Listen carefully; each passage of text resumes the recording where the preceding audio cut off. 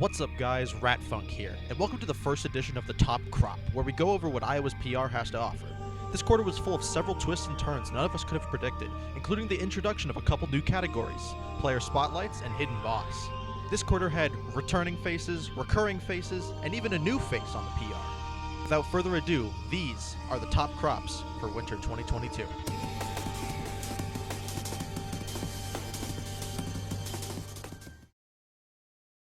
Starting off strong with our hidden boss, we have the Fury. Chase, please stop calling me Chase the Fury Fury. The Fury Fury has been around a long time. He was ranked in every PR from summer 2018 to spring 2020. He came back for Dave's stupid tournament to qualify for SD Iowa 3, where he succeeded in his goal and ended up getting 4th at the summit. If only he was more active, he would have made the main PR, but for now, he will be Iowa's hidden boss. In our first spotlight slot, we have Saber, an up-and-coming Falcon and Marth main who is gaming, goddammit. This man does not know how to sleep. He is always in the Iowa Melee Discord asking people for games, trying out new ideas, going to Iowa City, and dreaming of cardboard bears almost every week this season. With his training under our divine deity Dave, he will soon be rising to the occasion to someday take on the best of the best. Keep climbing, Saber. Our second spotlight slot comes to the Yoshi guy himself, Cyrex. Cyrex has consistently been a good player in Iowa City, but this season he has been far more consistent in his wins over Disabled and Tienda than in previous seasons, even taking Space Jam to a Game 5, threatening the ever-present king of Iowa City's throne. This is the first time in Iowa history that a solo Yoshi has entered the PR at all. If Cyrex can close out a set versus Space Jam this season, he may even make his way onto the main 10 of the PR, which would be historic. If you watched my last video, The Shuck of SD Iowa 3, you may remember that I said, Crackdog may make Iowa Melee history to be the first Peach since Rookie Cookie in the summer of 2018 to be on the main PR. Well, I'm 1 for 1 on PR predictions, because in number 10 we have Crackdog. With wins over Maple and Tienda at Summit and multiple Keems wins this past season, it would be a snub not to include this turnip tosser on the PR this quarter.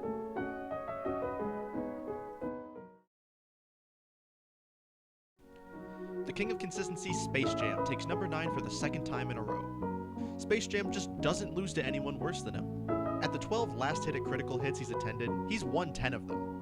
That's not an 83% set win rate, that's an 83% tournament win rate, with the only people taking sets off him in his home field of critical hit being Diggles and Boygan, and the former of the two would get his comeuppance at SD Iowa 3 when Space Jam took a set off Diggles in the main bracket. With Cyrex and Mouse recently taking Space Jam to Game 5, it's difficult to tell if he will continue ascending into the stratosphere or if someone new will come knocking on castle doors.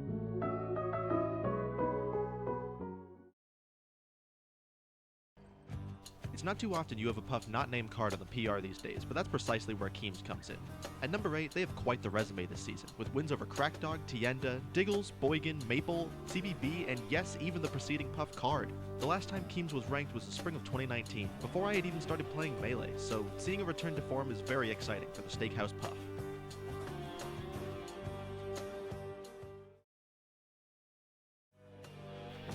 After starting this season later than anyone else, on the heels of a 2-month break from the game, it could be debated whether or not Maple would make as strong of an appearance on this PR as the last one.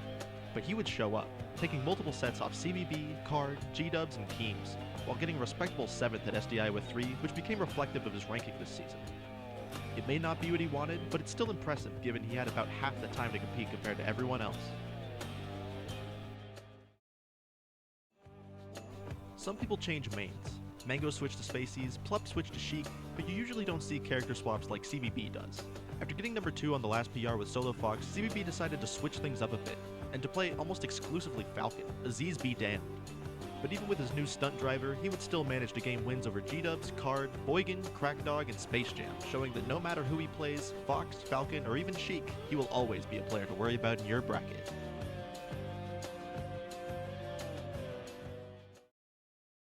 At a consistent number 5, Card has been the best Puff player in Iowa, and until this PR, the only PR Puff for the past 9 months since we started doing rankings again after the pandemic. As one of the Fuentes brothers, you know he gets amazing practice for any Spacey ahead, which is why it makes sense for him to have wins over Space Jam, CBB, G-Dubs, and Diggles, while also getting the best of Boygan, Keems, Landon, and Maple, showing just how studied and refined this proud pounder is in every matchup. Can I see some 137s in the comments, please? Diggles has been on an absolute tear this season, showing that absolutely nobody is safe once he has you in his sights. When the barrel of the blaster is staring you down, and your name is Space Jam, Maple, Boygan, or Card, you may just be shot down. And Diggles would prove once and for all why he is a cut above the other Falcos in Iowa. He shot the sheriff. Diggles is the only Iowa player to have a set over Slowking this season, and it would be blasphemy if I didn't mention it. Whether he's taking out the best of the best, or shooting 430 lasers in a single game at Cream, Diggles will be around, aiming his sights at that #1 spot.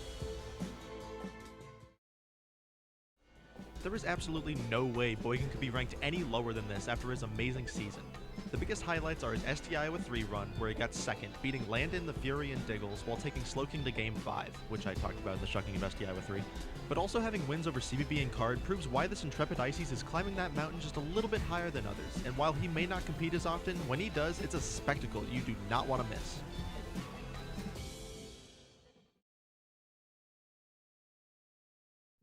Landon is taking back his #2 spot this season. With a 3rd place finish at Summit, taking Slowking to Game 5, and holding it down whenever people are dreaming of cardboard bears, this Marth really knows how to destroy you from the inside out. With wins over everyone besides Slowking this season, and usually winning any and all events that the aforementioned Falco isn't attending, it's clear to see why Landon Cheadle can regain his near and dear #2 spot. But that number could shrink by half if Landon can figure out how to tackle our #1 on this winter 2022 PR. Slowking has been #1 in Iowa for almost 4.5 years now, and with his recent rise to number 90 on the 2022 Top 100, it's easy to see why Slowking has stayed at his spot for so long. With wins over DSJ, Joey Donuts, Casper, and Chape, while only losing 1 set to a fellow Iowan in Diggles this season, I know that this Sly Fox representative has so much more to give to Melee and can climb so much higher than he already has. We're trying to put Iowa on the map, and we're just getting started. Oh, that's it. Oh, up smash! Yeah. That's a 50-50 sometimes. Oh, he's dead! Down there! That's so tough! That's so tough! I'm Rat Funk, and this has been Winter 2022's Top Crop. Let me know what you think of my breakdown, and if there were any moments from this season you think I missed in the comments below. Thank you to Iowa Melee for always having great games to watch and play. If you enjoyed this, I'll be back with another PR analysis in about 3 months. Peace. Oh! He was okay, Rectum Reaper. All right. All right. Vince has failed himself. He's like, I want 3 stocks. Fuck it, we ball.